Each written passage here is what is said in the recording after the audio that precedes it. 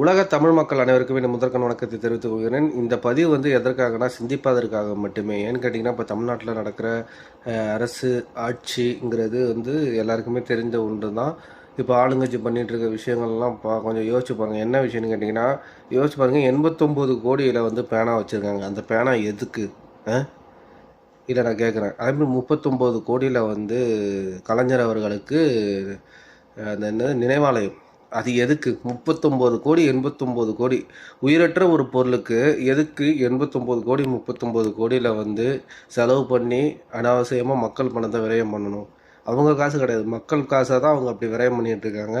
மூளைக்கு மூளை பார்த்திங்கன்னா கலைஞர் பெயரை வச்சே எல்லா அரசு கட்டிடங்களும் நிறுவப்படுது. அதேமாதிரி எங்கே போனாலும் பார்த்திங்கன்னா கலைஞர் அவர்களின் சிலை நிறுவப்படுது. எதற்காக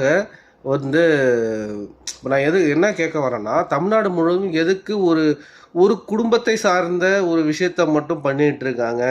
இப்போ நான் கேட்க போனால், இப்போ கலைஞரை விட நிறைய பெருந்தலைவர்கள் நிறைய விஷயங்கள் பண்ணியிருக்காங்க தமிழ்நாட்டுக்காகவும் இந்தியாவுக்காகவும், சரிங்களா? ஏபிஜே அப்துல் கலாம் நம்மளோட முன்னோடி, சரிங்களா? ஏபிஜே அப்துல் கலாம் அவர்களுக்கு சிலை நிறுவப்படவில்லை. அப்புறம் பார்த்திங்கன்னா, கணித மேதை ராமானுஜம் அவர்களுக்கு சிலை நிறுவவில்லை. பெருந்தலைவர் காமராஜர் அவர்களுக்கு சிலை நிறுவவில்லை. பேரறிஞர் அண்ணா அவர்களுக்கு சிலை நிறுவவில்லை.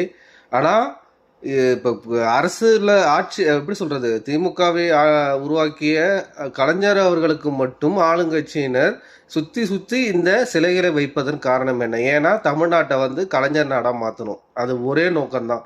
மக்களுக்கு நல்லது செய்யணும்னு நினச்சா அதில் செலவு பண்ணுற எல்லா காசையும் எடுத்து மக்களுக்கு செலவு பண்ணால் வறுமையை ஒழிக்கலாம். ஆனால் அவங்களுக்கு அதிலலாம் அந்த கான்சன்ட்ரேஷன் போகவே கிடையாது. இன்னொன்று மதுக்கடையே மூடணும். ஆனால் அவங்களுக்கே தெரியும், மதுக்கடையை மூடுனா அரசு ரன் ஆகாதுங்கிறது தெரியும். மதுக்கடையால் எத்தனை குடும்பங்கள் குட்டிச்சோரா போகுதுங்கிறது தெரியும். மதுக்கு நல்லது, கல் கெட்டது, அதானே? மது நல்லது, கல் கெட்டது.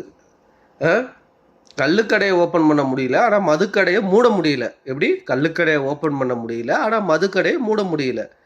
மது நல்லது, கல் கெட்டது.